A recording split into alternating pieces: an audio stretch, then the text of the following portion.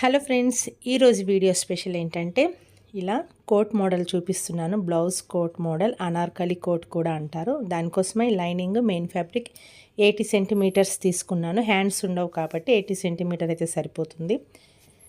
తర్వాత ముందుగా లైనింగ్ని కట్ చేస్తున్నాను. కావాల్సిన క్లాత్ని ఈ విధంగా ఫోల్డింగ్ చేసుకున్నాను. కింది సైడ్ నుంచి స్ట్రైట్ లైన్ వేశాను. మనకి ఎంత లెంత్ కావాలో దానికంటే 1 ఇంచ్ ఎక్స్ట్రాగా తీసుకుంటున్నాను. 16 కావాలి, 17 తీసుకున్నాను. బ్లౌజెస్ మీదకైతే నేను డ్రెస్ మీదకి వేసుకున్నాను కదా, ఒకవేళ మీరు బ్లౌజ్కి కనుక వేసుకోవాలి అనుకుంటే బ్లౌజ్ లెంత్ని బట్టి మీరు ఇది అనేది లెంత్ తీసుకోవచ్చు. 7.5 ఫుల్ షోల్డర్ అనేది తీసుకున్నాను. ఎందుకంటే ఇది మనకు ఫుల్గా వెనక సైడు ప్యాక్ నెక్ కాబట్టి ఫుల్ షోల్డర్ తీసుకున్నాను. తర్వాత 7.5 చంక దింపు కూడా తీసుకున్నాను. ఆర్మ్ డౌన్ 7.5 తీసుకున్నాను. తర్వాత ఈ విధంగా ఎల్ షేప్ వేసుకొని ఇప్పుడు ఎక్కడైతే లైన్ వేసుకున్నామో అక్కడ చెస్ట్కి 4వ భాగం ఒక 1/2 ఇంచు లూజింగ్ ఇచ్చుకోవాలి. 42 అంటే 10.5 1/2 ఇంచు లూజింగ్. ఎందుకంటే మనం డ్రెస్ పైన నుంచి వేసుకుంటాం కాబట్టి లూజ్గా ఉండాలి. 1.5 ఇంచులు ఎక్స్ట్రా తీసుకున్నాను. 34 నడుము. దీనికి టక్స్లు ఏం అవసరం లేదు. 8.5 4వ భాగం అంటే. తర్వాత 1.5 ఎక్కువ తీసుకుంటున్నాను. తర్వాత ఈ లైన్స్ని కలుపుకోవాలి.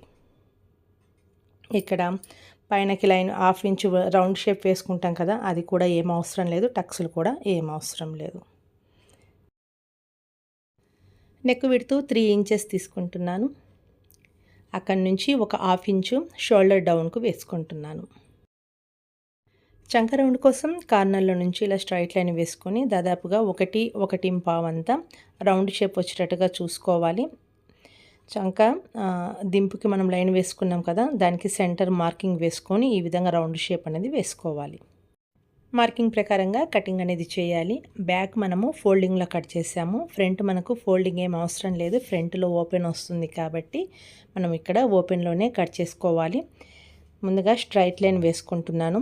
స్ట్రైట్ లైన్ వేసుకున్న దానికంటే ఒక 1/2 ఇంచు ఎక్స్ట్రా అనేది తీసుకుంటున్నాను. హుక్స్ల పట్టి కాజల పట్టి వేస్తాం కదా, అందుకోసమే.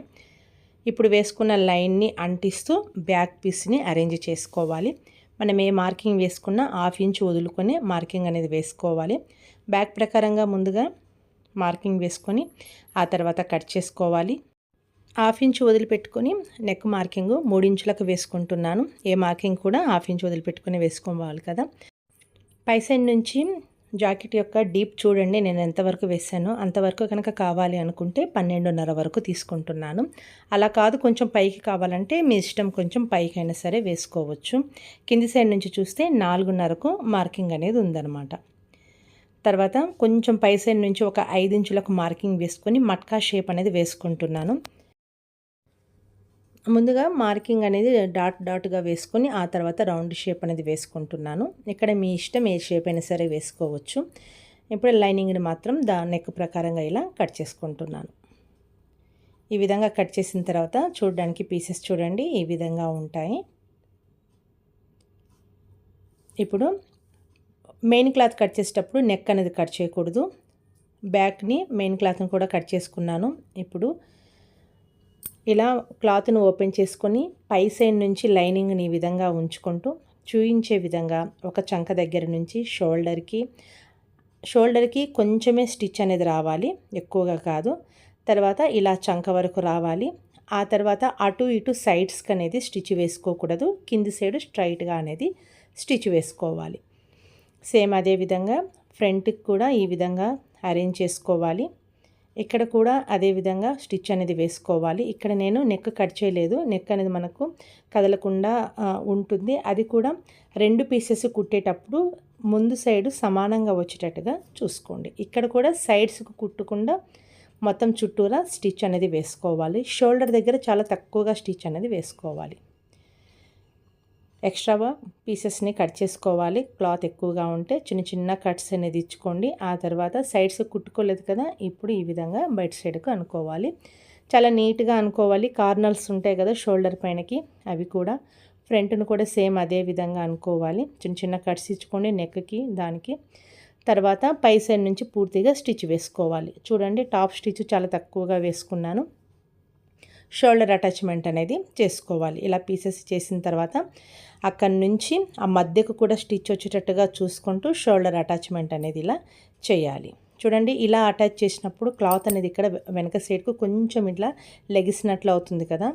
ఇప్పుడు దానిని షోల్డర్ని మొత్తం బ్యాక్ సైడ్కి ఈ విధంగా అనుకుంటూ ఇలా స్టిచ్ వేసుకోవాలి. చూయించే విధంగా ఇలా స్టిచ్ వేసుకున్న తర్వాత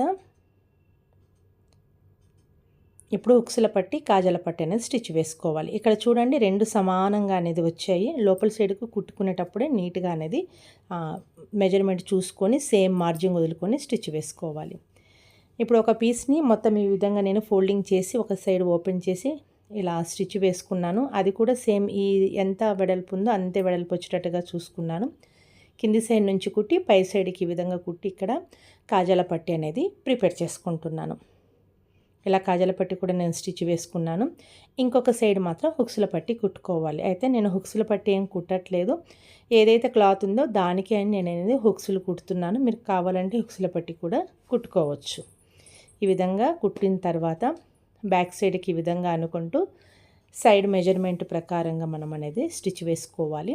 సైడ్ మనము డ్రెస్సెస్ పైనకి కాబట్టి ఒక 1/2 ఇంచు లూజింగ్ ఉంటే బాగుంటుంది. ఈ విధంగా మార్కింగ్ వేసుకొని స్టిచ్ వేసుకోవాలి. అటు ఇటు 1.5 మార్జిన్ వదులుకున్నాను కాబట్టి నేను డైరెక్ట్గా 1.5 మెజర్ చేస్తూ ఈ విధంగా లైన్ వేసుకొని స్టిచ్ వేసుకుంటున్నాను. ఇక్కడ హుక్స్ల పట్టి కాజాల పట్టి అనేది కుట్టాను. ఫైనల్ లుక్ అయితే ఈ విధంగా ఉంది. డ్రెస్సెస్ పైనకైతే చాలా మంచి లుక్ ఉందండి. మీరు ఇంకా డిజైనర్ క్లాత్తో కనుక కుట్టుకున్నారంటే చూడడానికి కూడా చాలా బాగుంటుంది. నచ్చితే ఒకసారి ట్రై చేయండి. ఇంకా ఏమైనా డౌట్స్ ఉంటే కామెంట్ చేయండి, నేనైతే రిప్లై ఇస్తాను. ఛానల్ని సబ్స్క్రైబ్ చేసుకుని వీడియోని షేర్ చేయమని రిక్వెస్ట్ చేస్తున్నా. Thank you friends.